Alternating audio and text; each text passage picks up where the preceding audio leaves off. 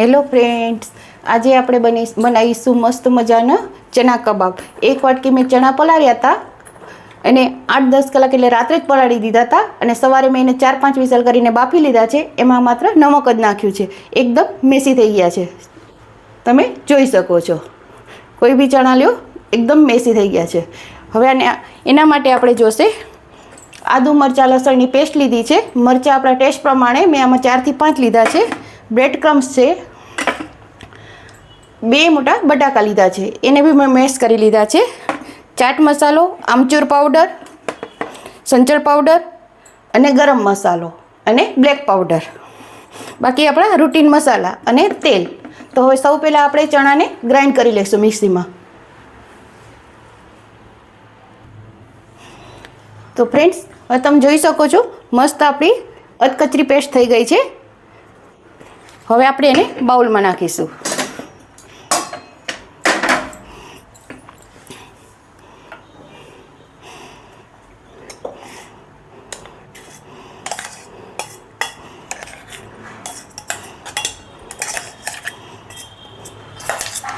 આ રીતે આપણે બધું મિક્સ એમાંથી બધું કાઢી લઈએ.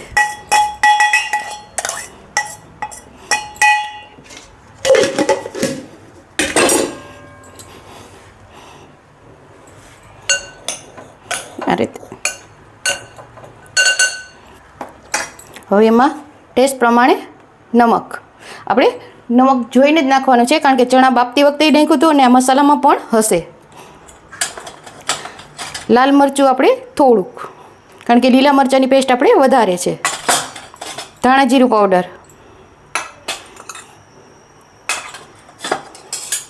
અને થોડીક ચણા છે એટલે હિંગ નાખીશું. એમાં આપણે તીખાશ પ્રમાણે આદુ મરચાં લસણની પેસ્ટ,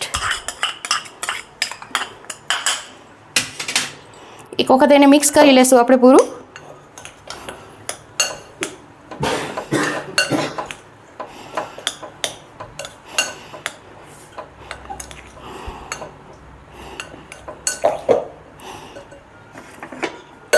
હવે એમાં કાલા નમક, ચાટ મસાલો, આમચૂર પાવડર અને આ ગરમ મસાલો. ગરમ મસાલો આપણો ઘરનો જ બનાવેલો છે. હવે પાછું બધું એક વખત આપણે ફરી મિક્સ કરી લઈએ.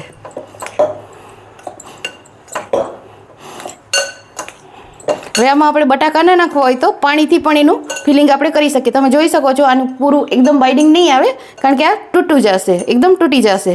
એટલે હવે આમાં આપણે બટાકા નાખીશું બાફેલા. હલકાથી એક વખત મિક્સ કરી લઈએ, પછી આપણે હાથેથી કરીશું. અને આ સ્ટેજ ઉપર આપણે ચાખી લેવાનો છે કે મસાલો બરાબર છે કે નહીં. આમાં સ્વીટ ટેસ્ટ જોતો હોય તો થોડું કેચઅપ નાખી દેવાનું, અથવા તો દળેલી સાકર. હવે આપણે એને મિક્સ કરી લઈશું એકદમ.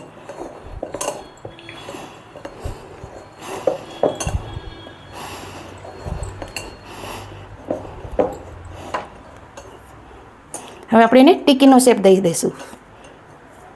હજી તમે જોઈ શકો છો કેટલું બધું નથી બાઇન્ડિંગ આવતું, તો આપણે એમાં બ્રેડ ક્રમ્સ જોઈએ એટલું નાખીશું.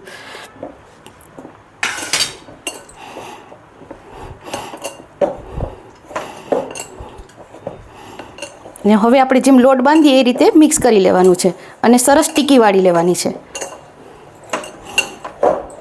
એટલે આપણી હાથની ગરમીથી જ આપણે ટીકી વળી જશે.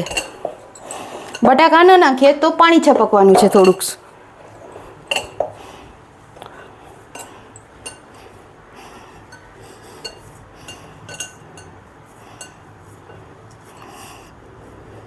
હવે જે શેપમાં આપણે ટીકી જોતી હોય એ ટાઈપમાં આપણે વાળી લેશું.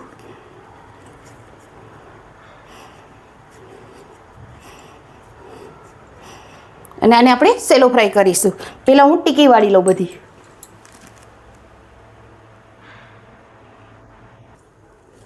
તો ફ્રેન્ડ્સ, આપણે થોડુંક તેલ નાખી દીધું છે આમાં.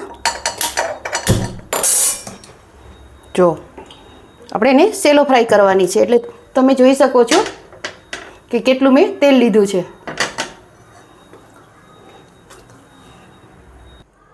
તો ફ્રેન્ડ્સ આપણું તેલ એકદમ ગરમ થઈ ગયું છે. એમાં આપણે જીરું નાખીને જોઈ લઈએ. જો ક્રેકલ થઈ રહ્યું છે. હવે એમાં આપણે આ ટીકી મૂકી દઈએ.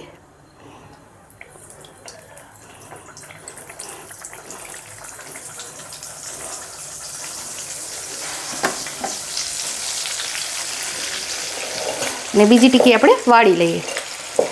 અને આપણે મીડિયમ ગેસ ઉપર સ્લો કરવાની છે.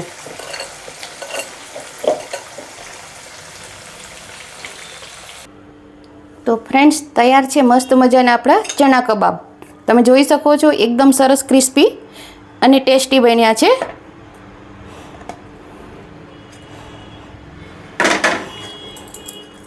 આની ક્રિસ્પીનેસ પણ હું તમને સંભળાવું. એકદમ ક્રિસ્પી અને સરસ થયા છે. હવે એનો આપણે ચાટ ફોર્મમાં સર્વિંગ કરશું. તો ફ્રેન્ડ્સ આપણે આવી રીતે આમાં ટીકી લઈ લીધી છે. હવે એને એકદમ ચાટ ફોર્મમાં આપણે કરીશું સૌ ગાર્નિશ કરીએ અથવા તો આ રીતે. અમારી પાસે દહીં છે.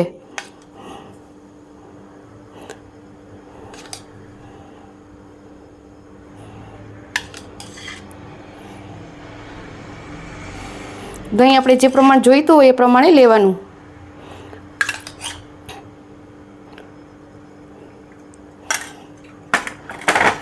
હવે એમાં ખજૂર આમલીની મીઠી ચટણી આપણે જે પ્રમાણે જોઈતી હોય એ ટેસ્ટ આપણે સ્વીટ જોઈતો હોય તો એ પ્રમાણે, કારણ કે દહીં મેં સ્વીટ નથી લીધું. અને આ આપણી ગ્રીન ચટણી.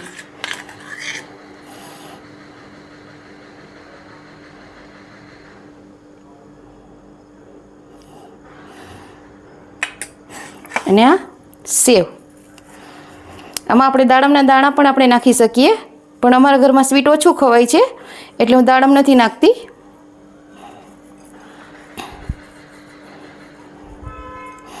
આમલીની ચટણી ઉપરથી હજુ એક વખત અહીંયા. અને આ મસાલો આપણે સ્પ્રિંકલ કરીએ અને ઉપરથી ગાર્નિશિંગ માટે કોથમરી.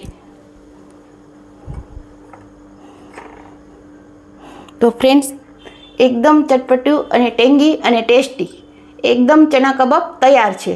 તમે પણ બનાવજો અને ટ્રાય કરજો. કોમેન્ટમાં મને કહેજો કે તમને કેવા લાગ્યા છે અને તમે કેવી રીતે બનાવો છો. જો તમને મારી રેસીપી પસંદ આવી તો મારી ચેનલને લાઇક કરો, શેર કરો અને મારો વિડીયો વધુને વધુ શેર કરો અને મારી ચેનલને સબસ્ક્રાઈબ કરો. બધાને જય શ્રી કૃષ્ણ.